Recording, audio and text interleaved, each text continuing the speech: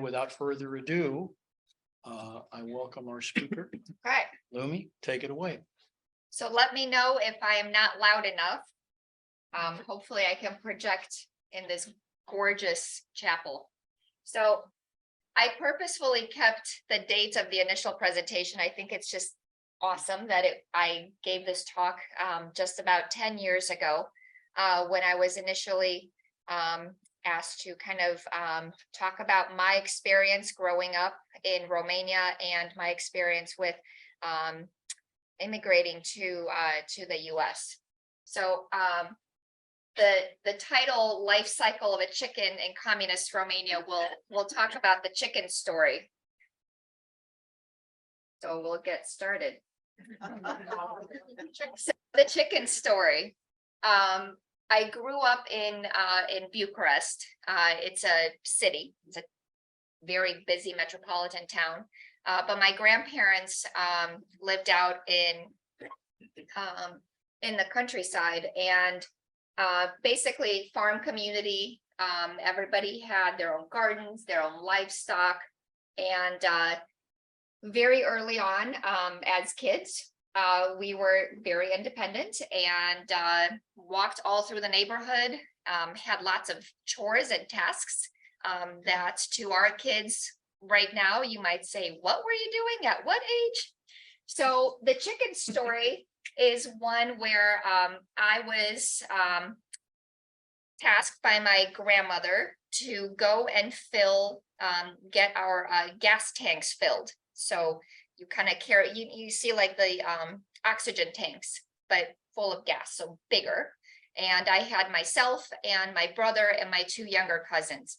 And I think at this point, at most, I was 6 or 7 years old, and I was the oldest and in charge of everybody else. And my youngest cousin, she was always the baby. She was 3, and so she would kind of just be right next to me, and I was the big kid. So we walked down the neighborhood, we went to the filling station, and each one of us had a tank, not the baby. I think just the other 3 of us had a tank that we pulled behind us. And we came upon a mother hen crossing the road with her little baby chicks.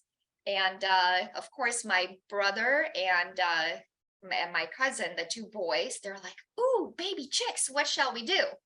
So I'm like, "Well, we have to carry our gas tanks home." They're like, "No, you can do it." So each one of them went and took a little baby chick, and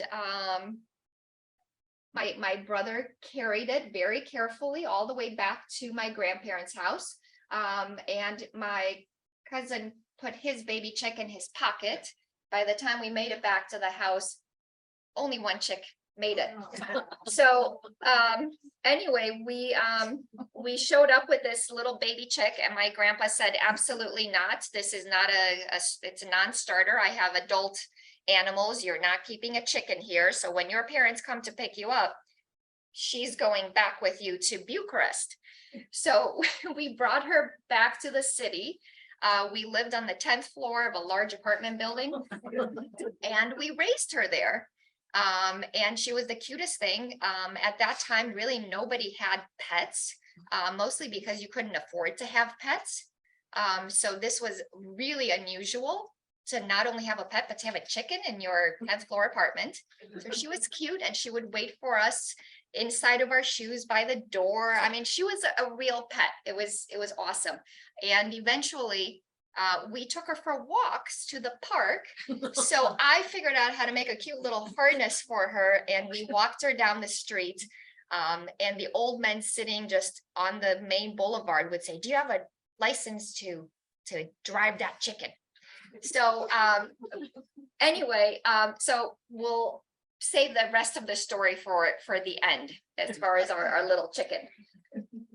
So to give a little bit of background of Romania, which is in Eastern Europe, Romanian is a Romance language. It's very much similar to Italian and Spanish and French. To the north, there's Ukraine, Bulgaria, and obviously that's a really old map because it has Yugoslavia. But in my mind, it's still Yugoslavia.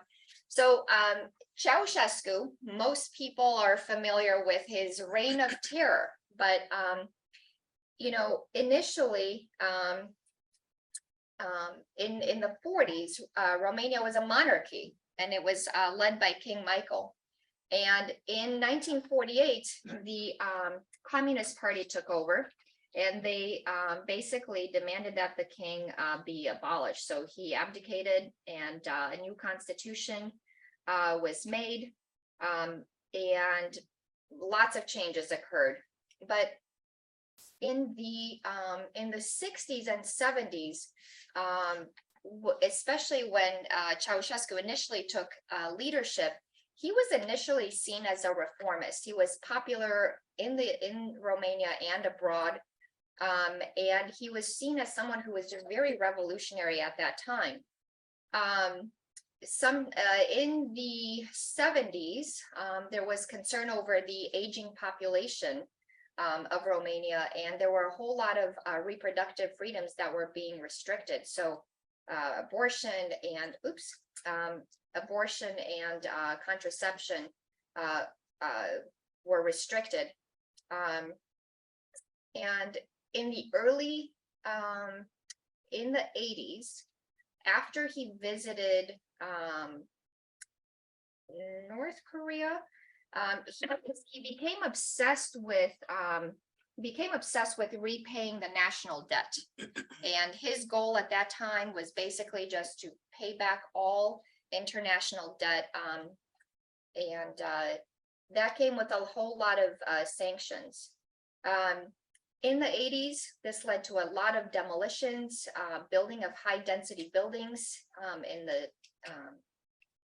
in Bucharest specifically. He built his huge House of Parliament. The metro system was built during that time. And in the 80s, Romania was classified as having really high human development. Life expectancy was 71. Literacy rate was 96%.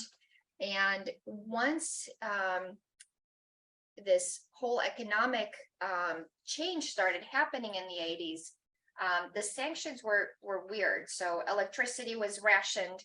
At times, power was unexpectedly turned off. Television was reduced to one channel for just 2 hours per day. Kiddos, one channel, 2 hours per day. And all of that was just communist propaganda, right?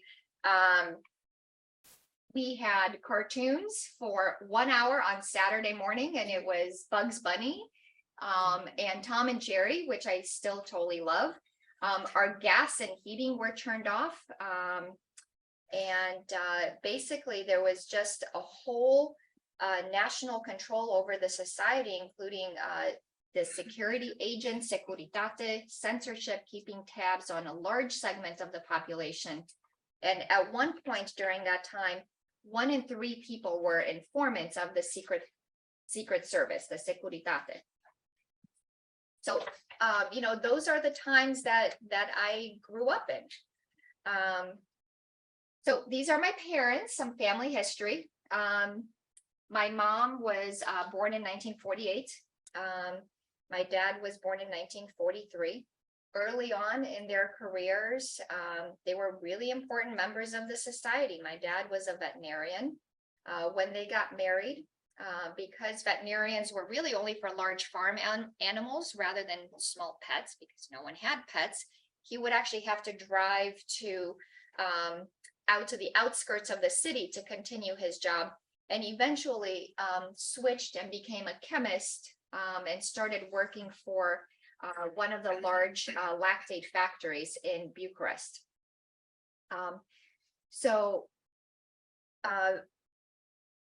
Having him in the lactate industry was kind of protective because it was a government-run industry. They were both mandated to become members of the Communist Party, of course. My mom, she was a teacher, and she was initially the director of an orphanage in Bucharest, and later on became inspector for the district. But eventually in the early 80s, she lost her job because she was considered to be a traitor to the Communist Party for even having thoughts of leaving the US and emigrating. So my dad kept working, and I think in probably 1983 or so, she was forced out of a job and couldn't keep working. So mom and dad met in 1975 after a 7-day courtship. 7. He asked her to marry him. They were able to be married in the Romanian Orthodox Church. Part of that had to do with my grandfather, who's kind of behind there with a really tall hat. That's my dad's dad. That's my grandpa, and he was a priest. However, not all of our family was able to attend, especially since people on my mom's side were higher up in government jobs, and they could not be seen inside of a church. So they were forbidden from having anything to do with organized religion. So I was born in March 1976. Luminița Lază. Luminița means small light. My parents thought I was the light of their lives. So although I don't have many personal memories of my super early childhood, according to my parents, you know, in the 70s, Romania was actually a really prosperous country. People led happy lives. My brother was born in 1977. And as the economic burdens were just getting to the worst point in Romania's history, my parents could not afford to have any more children. So remember, I said that you couldn't get an abortion, you couldn't get contraception, but if you can't afford children, what do you do? So I actually learned as an older adult that my mom had to have 2 illegal abortions after my brother, because they could not afford to have any more children. So that was that. So this is my brother and I at the park, and we're showing off our toys. And what's most notable about this is that they are our one and only toys that we had. My memories really do start at about the age of 5, 6, and this is kind of the time that I was the one being in charge and doing stuff, and just such a different lifestyle, such a different time. You know, this was right in the middle of the Cold War, and we literally just had one toy. I think I still had that doll until Lily made me throw it out at some point in the last couple of years. She's like, "Mom, this doll is creepy." I'm like, "Yeah, but it was my only toy for like my whole life." So these, that's a typical building in Bucharest. My family and I lived on the 10th floor of that apartment building. There was food rationing that was part of the social engineering to reduce calorie intake by 15% to an average of 2,800 calories per day. And in 1984, that reduced even further. So bread, flour, sugar, milk, all rationed. I have memories of us looking out from the top of our balcony, kind of across the way, just to see, had the food truck arrived, because there was a bread truck and there was a meat truck and there was a flour truck. And we would just kind of keep an eye on when we started seeing people start to form the queues, and we'd say, okay, I think it's time. When I found this picture online, I was like, wait a minute, I had never seen all these cans in the grocery store. That's crazy. This is really stocked up. Most often, all displays were really quite empty when you would go into any type of store. For example, on our way home from from school, my brother and I would walk home and just kind of take a longer way to stop by this one little kiosk that would sell eggs and bread. And if something was happening, one of us would stay in line, the other kid would run home, grab my mom and have her come back so we can get a carton of eggs or a loaf of bread, for example.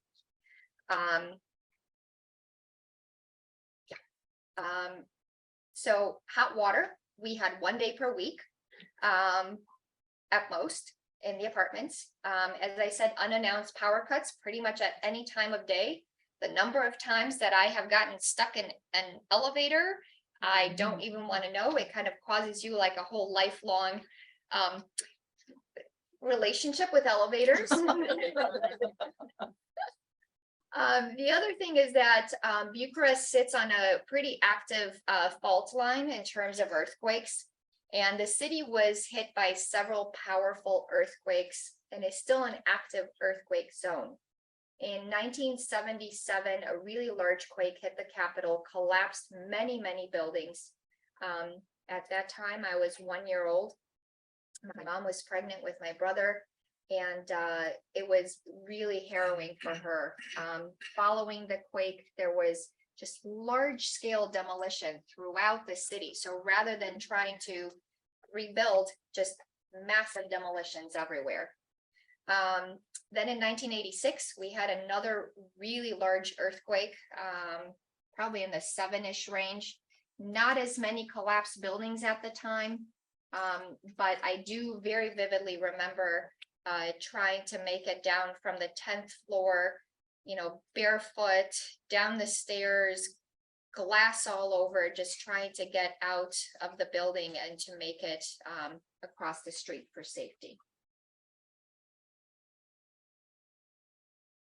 So these are some pictures from Christmas 1982. I was 6 years old.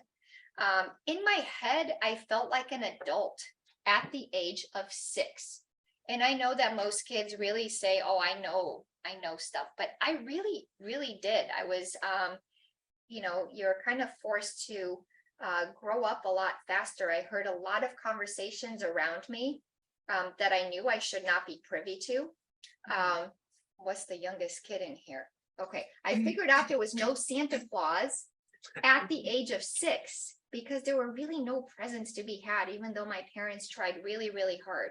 So for example, my grandmother, when we would go to her house, she would literally just take a sack of flour or sugar out of the cupboard and hide it in the living room. And my brother and I would be like, oh my God, Santa brought us sugar.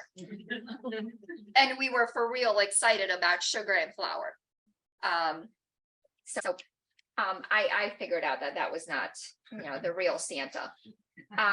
In 1982, this is the year that my parents decided to apply for a visa to emigrate from Romania. My uncle had just left the country illegally due to political persecution, and he ended up in Los Angeles. My aunt and my cousin then applied for legal visas, and they were granted fairly quick permission to leave the country because it was still kind of in the early 80s, and they were reuniting with dad. So they were able to go.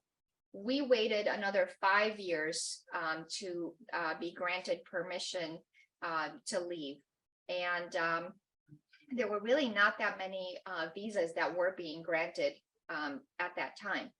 So during some of these conversations that I would overhear, people were very hush-hush talking about, you know, these Q words that could really get you killed, in trouble, jailed, beaten up: visa, passport, United States. We all knew that if our phones could be bugged, our homes can be bugged. If we mentioned anything at school, we can all be in a lot of trouble. So, you know, just imagine expecting a 4 and a 6-year-old to keep that kind of secret. So my brother never really knew anything. We weren't supposed to know. I knew what was happening because I was a little, you know, in their business kind of thing. Yeah, it just, you know, it was very different. You know, if there was one positive aspect of that communist era, it was the schooling and the school system. It was a very, very controlling, very demanding system, very keen on physical punishment. Although, you know, the expectation was not to be reading and writing by first grade. And I know, you know, comparing to what our kids go through, I started learning in first grade how to read and write. However, by fifth grade, I was already learning a second language, world geography, grammar, algebra, and biology. So very different kind of mindset over just kind of letting the kid brain kind of develop at its own pace. And then once it's ready, at whatever age that is for a kid, and you really kind of infuse it with lots of knowledge. At school, we would start each morning lined up in front of the school, singing patriotic songs and doing group exercise. So I forget what movie, I don't know what movie it is, but yeah, all the kids literally lined up and you sing your whatever song and you recite some chanting about how great the Communist Party is, and everyone is doing jumping jacks, the entire school, outside in the courtyard, and then we are all allowed to come in. This is a picture of our end of year celebration. The crowns indicate what level of achievement you've had throughout the school year. Our uniforms change. So in the first to third grade, you have kind of like the more muted uniform that my brother has. And then once you're in third, fourth, and fifth grade, you get to be more proud to display, you know, the whatever that's called, scarf or something. And of course, you've got the crest and everything else. So yeah, it was a big time of achievement at the end of the year to have the crowns. So in the middle of the Cold War, literally, this is a picture of this great big palace that Ceausescu built for himself. He literally had fixtures of gold in there. Jason, did you visit with me? Yes, we visited.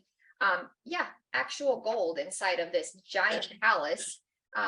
He had all of this while people literally were starving.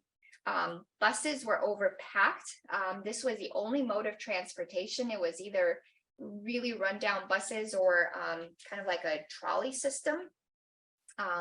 Those lucky enough in the country to be able to slaughter a pig really got to celebrate slaughtering the pig. So that's actually my family just celebrating the slaughter of this pig, because you knew that you would have meat for a long, long time to come. My parents to this day still give us grown children the best parts of whatever meal, especially if it's meat, to us. When we were kids, they would literally just eat all the fat, the crumbs, just all the scraps, so that we would have some protein. At one point, I remember my mom and I took one of these buses and we went kind of pretty shady. We met some guy on a street corner and my mom gave him an envelope and we came home with a bag, and I got home, I'm like, what's in the bag? And it was just some like chicken necks and chicken feet and something. It was like, well, we can make soup now. So it was, you know, black market for obtaining meat. Basically. So we emigrated from Romania in 1987. During that time, there was a program, and you know, someone 10 years ago had asked me, who paid for this program? I'm fairly sure the answer was anyone leaving had to have a sponsor. So our sponsor was my aunt and uncle, and they paid for this program. But basically, everyone had to go through other countries throughout Western Europe to assimilate and help to kind of reduce culture shock before getting to the US. So this is, I think, one of our first pictures that we took. My brother and I are marveling at all the food that we literally saw just out there on the street and the stands. We took so many pictures of fruit and salami and bread, we were taken to Rome. So that was our 3-month kind of area to go to. There was food everywhere in Rome. Of course, we couldn't afford any of it, so we couldn't actually buy or eat any of it. We didn't have any money to take buses or trains, so we walked everywhere. We explored as much as possible. At first, we were housed in a pensione. It's like a bed and breakfast. In the morning, we would all be fed noodles with milk. And then we would take some bread rolls to go, and that would be our lunch for the, until we got back.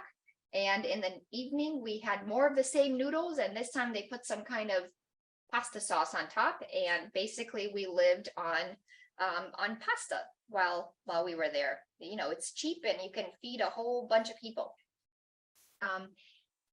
So even though we had no money, we couldn't partake in any of these goodies, but we felt like this was just, we were so lucky. This was the most luxurious life that we had ever seen.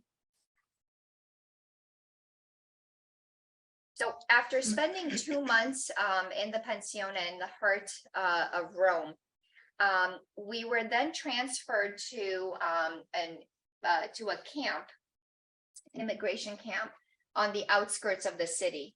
And the time spent in those barracks, I think I've just really been erased from my memory, other than we took very little in terms of photos.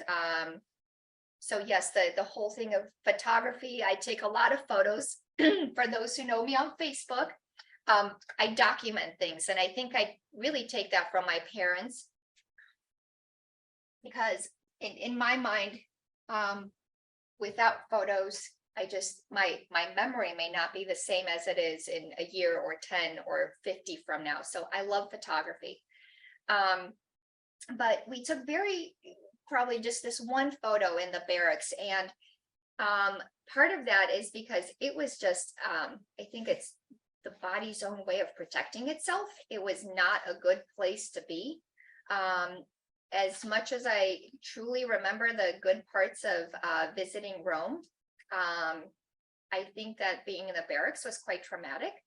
The only 2 memories that I have, one was a plane that was coming in for landing, and the gear wouldn't come down, so the plane was literally doing circles around the camp to run out of fuel, and we were all wondering whether we were just dispensable and it would just crash on us, because why would it go crash in the city? So we're like, wow, this is excitement, this plane just circling above our heads. And the other memory was of this giant rat that was in one of our barracks, and my dad had to take care of it. And it was just, for as poor and whatever Romania was as a country, we did not really ever see mice or rats or whatnot. So to us, it was just a really big deal. September 1987, it was a very joyous day for us. We arrived in Los Angeles. We were tired, we were hungry, we were happy. We stayed with my aunt and uncle for a few months, and then we got an apartment. I must have gained 10 pounds in the first few months that we were there. I started 6th grade in September 1987. And I remember my teachers wanted me to skip 7th grade because I was so bored in school. I had learned everything, but they're like, but you look so tiny. We think you're not going to do well in 8th grade. So although I had taken some language classes in 5th grade, and I did learn some English, everything was learned just by being in the new environment, and you're just kind of thrown into it. Initially, I had all of the 6th grade mean kids who made fun of me for not speaking English. I was one of 2 white girls in my class. And yes, that's exactly what they call me. Hey, white girl. This is southern Los Angeles. This is the Van Nuys and the San Fernando Valley, and really different demographic. And to my parents, who had never seen a person of color or anyone who looked different than them, it was a massive culture shock.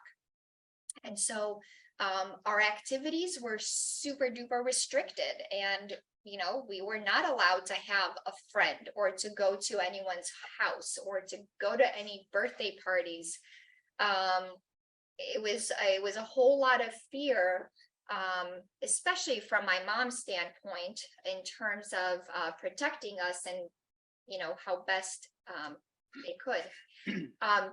You were talking during our talk something about, is there gold on the street? And so when you said that, I'm like, oh my God, that must be like a common thread among people who are from somewhere else. We literally thought there was going to be gold on the trees in Los Angeles. I don't know who told us what, but you know, although the country was just so deprived of everything and rights were being violated, there was never any expectation that any other country or international community would ever come to our rescue. It was very different, you know. We were a country that was kind of just going through its things. There was so little communication with the outside world that we had no idea what other places were like. And so when you don't have the technology and information wave to kind of know what's happening around you, you're just inside your own little bubble. So since we were legal immigrants to the US, we were able to apply for services. So we got on Medicaid, we got food stamps, and I was the de facto translator for my entire family. So remember, this is 6th grade. I'm starting 6th grade, and I'm going with my parents to set up our electric bill and our you know, gas bill, and for them to apply to learn how to take their driver's test. I was the one going with them to all of these facilities and helping them to maneuver all of this. I started babysitting at the age of 12 after school for extra money. So in 6th grade, I had a little boy who would come to the house and I would tutor him after school, and I would get money for that, and that was my job. Within 6 months of coming to the US in 6th grade, I was asked to participate in the math Olympiad. And I actually got into a massive argument with my 6th grade teacher over some algebra equations. I'm like, no, this is the right way. She's like, no, you're wrong. I'm like, but here's an algebra book. She's like, oh, well, okay then. Yeah. By 7th grade, all of the kids, all the boys who had made fun of me for white girl who doesn't speak English, they came up to me in 7th grade and said, hey, can you tutor us in English? Now, mind you, these were kids whose parents had also come from Mexico, but they were kids who were born in the US. And sometimes their parents had been born in the US. So for us, it was always really important to do everything that we could to become part of the culture, to assimilate. And that was just us and our family. I know other Romanian families who clung a little bit more to that Romanian community, and I'm like, okay, I'll do that for church, but everything else, you gotta move on. So my dad initially worked really, really hard to get his diploma, his equivalency, pass his veterinary boards. Unfortunately, due to his language barrier, he failed the language TOEFL test and was never able to take his board exams to become a vet. And so at that time, you know, he was in his mid-40s, and God, I mean, I look at myself now and I'm like, to be at my age and to be thrown in a new country where I've had my career and I'm accomplished, and to go somewhere where I'm now nobody, nothing.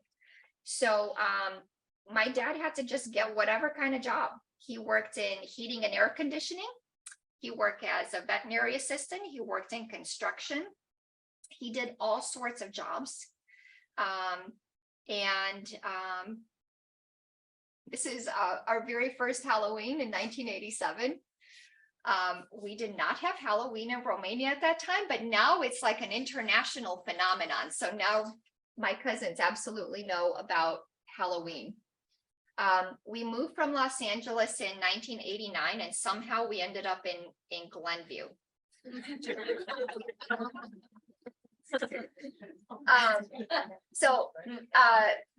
When in 1986, giant earthquake in Bucharest. We then come to Los Angeles, 1987, October, giant earthquake in Los Angeles. And after that, my mom was on a mission, and it took her 2 years to figure it out. So she literally took a seismic map of the US. And if you've ever seen one, it's like a 1 through 5 kind of a thing. And she picked the one region, which was a Chicago area. And so she knew one person through some acquaintance or whatnot. And we came to Chicago. We landed. I remember landing into Midway, and we're coming from Los Angeles, so everything is just expensive. So we're flying into Midway. I'm like, why are the houses on top of each other? It was quite different.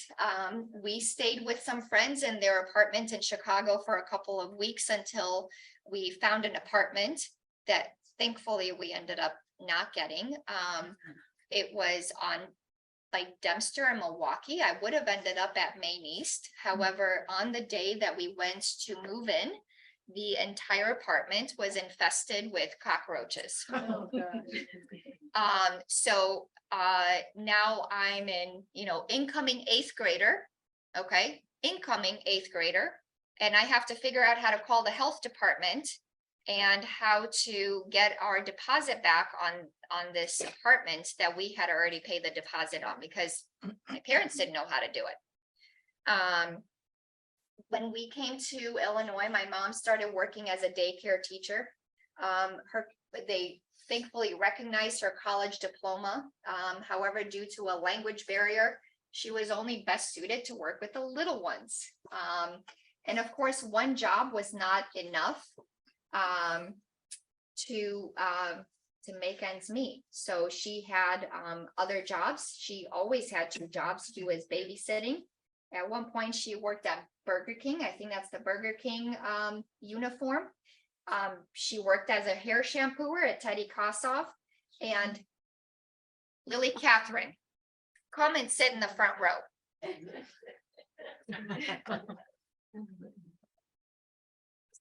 Seriously. So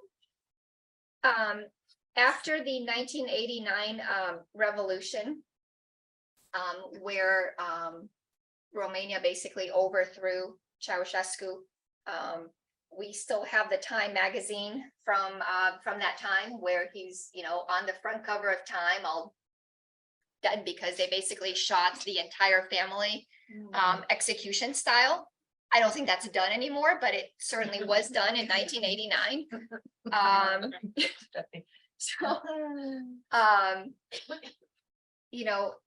We never saw my parents. My dad woke up at 3 o'clock in the morning to go to his first job. He ended up working at Lutheran General Hospital in their cafeteria. And after, he would get to work at 5 and work that job until 1 to 2 and go to his second job as a waiter from 3 to 11 at night and come home and sleep for 3 hours. My mom would leave at 5:36 in the morning just to get to her job and go to her second job. My brother and I, being in Glenview and we went to school at Springman, we were in charge. We got ourselves up and we got ourselves ready and out the door, and we came home after school and we didn't fool around and we did our work, and we were good kids. And I think it's because we really had to. We could have strayed. I suppose lots of kids did, but we knew that we just, you know, first of all, we didn't have any money to stray. That was kind of the first few years here in Glenview. You know, my parents, they gave up their careers, they gave up their social standing, they gave up their families, all in an effort to give us an opportunity of a better life. At the time, it was difficult to imagine that our life would ever get any better. Our family who stayed behind really does still struggle and financially, and they're obviously all getting older. It is getting better for the younger generations, but the older generations, my parents' generation out in Romania, does still struggle. Life and opportunity is certainly much better for the younger kids. When we visited Romania last, it was just, it was so eye-opening. I mean, we saw supermarkets and restaurants. I mean, we ate a lot of restaurants when we visited 15 years ago. And I had never seen a restaurant before in Romania. But my family still lives in the same place they lived when I was a kid. So my aunt, still has my cousin and now her husband and their kid, and they all live together. And until her brother got married, her brother also lived there. And this is a 1-bedroom apartment. Oh, gosh. 1-bedroom apartment. So when we visited, Jason and I, they gave us the bedroom. And my one cousin went and lived with his fiance for a couple of weeks, and my other cousin went upstairs to live with a neighbor, and everyone is just in the living room on a couch or something. That's just what they do. That's just what they do. So, you know, it's just the same cultural norm to live with family even after marriage and children, even at this time. So anyway, what happened with the chicken? Okay, so we had named our chicken Sorina after my brother. My brother's name is Soren, but turned out that it was a girl because she started laying eggs. She had a really fun young life in our apartment in the city. And then when she got older, when she matured, we took her back to my grandparents' house, where she lived another year or so, really happily and making great, excellent eggs every day. Towards the end of her lifespan, there was a time that we all gathered at my grandparents' house, and my uncle went to go pick a bird for dinner. And being that this is the life cycle of a chicken, you can imagine what we all had to participate in making Sorina our meal. So my uncle took me to the chicken coop and I went with him. And he chose her as she was the oldest of the bunch and kind of coming to her useful life as a egg-laying chicken. And we butchered her together. I helped to pluck her feathers. My grandmother cooked this one chicken. And, you know, she ended up making a meal for 8 adults and 4 children out of one chicken. To this day, my brother blames us for killing his pet. So that's kind of the life cycle of the chicken. You know, you kind of go from from birth to death, and it's out of necessity, and it's just the circle of life. That's all I got. So thank you.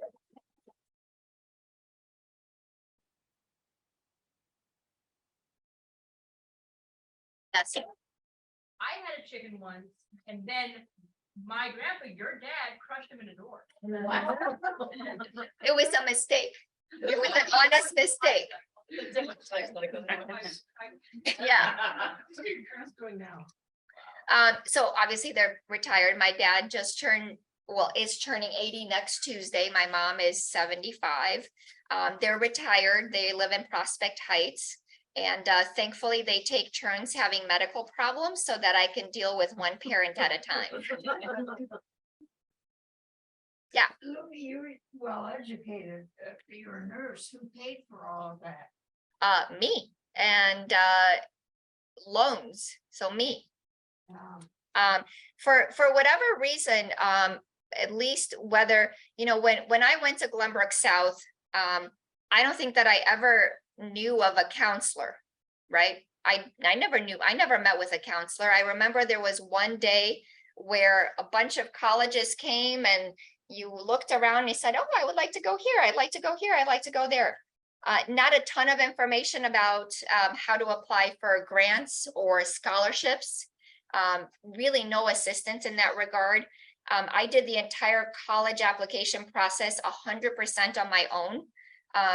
I'm not sure my parents ever were able to come to a single parent teacher conference that I had at Springman or at Glenbrook South. This past spring break, we were watching Grease, and I was saying, oh my God, my favorite, we did this in our 8th grade Springman play. And I'm like, Mom, how come you never came? She's like, I was probably working. So, you know, they never came to track meets or any events for school. And in terms of paying for college, I chose to go to University of Illinois in Champaign because that was the most affordable. And I took loans and I paid that back after nursing school. I just finished paying my loans, I don't know, 5 to 7 years ago. Yeah.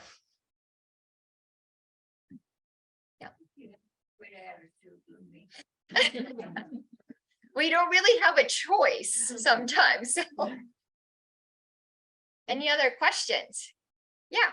I was just curious, can you at all compare your experience to Russians? I'm thinking of the Soviet Jews who, in the Soviet times, who I talked to a few of the people that first they didn't want them to leave, and then they confiscated all their assets. So people left. Soviet Jews had nothing when they came. It sounds like you guys. Well, we never had anything to begin with, so it would be really hard to imagine having something. Right. Honestly, I don't feel like I personally started having things until I finished nursing school and started working. And the very first thing I did is I bought myself a car. And then, you know, a year or so later, we got married and we bought ourselves a townhouse, you know. So prior to that, I didn't have things. That's pretty typical, it sounds like, of almost everyone you knew growing up, too. Yeah. Yeah. Okay. And I'm done 5 minutes early. Yeah. What's your brother up to? My brother's a chiropractor. He and his wife and their 2 kids, they live in Park Ridge, and he has his office in Niles. Yeah, so he's a chiropractor. Yeah. When you were in Italy, did you have any schooling going on? No, because it was summer, so we were lucky. We got to the US in September of '87, and we spent the 3 months over the summer there. So I was able to finish and graduate 5th grade in Romania before, and then we left. And was it? And in Italy, in the barracks, were you together as a family, or did you have to separate? It was just the 4 of us, and it was like literally, I don't know, like 8 square feet or something. There were like 2 little cots and some sort of vessel in the corner that was supposed to be a toilet, and that was it. Yeah. So, and right up against another family? Yeah, they were all kind of like right next to each other. And in the barracks, were they from all different countries? I don't remember. Honestly, it's like, I think that my mind purposefully has just completely erased all of that because I have plenty of other memories of Rome, just Yeah. not that.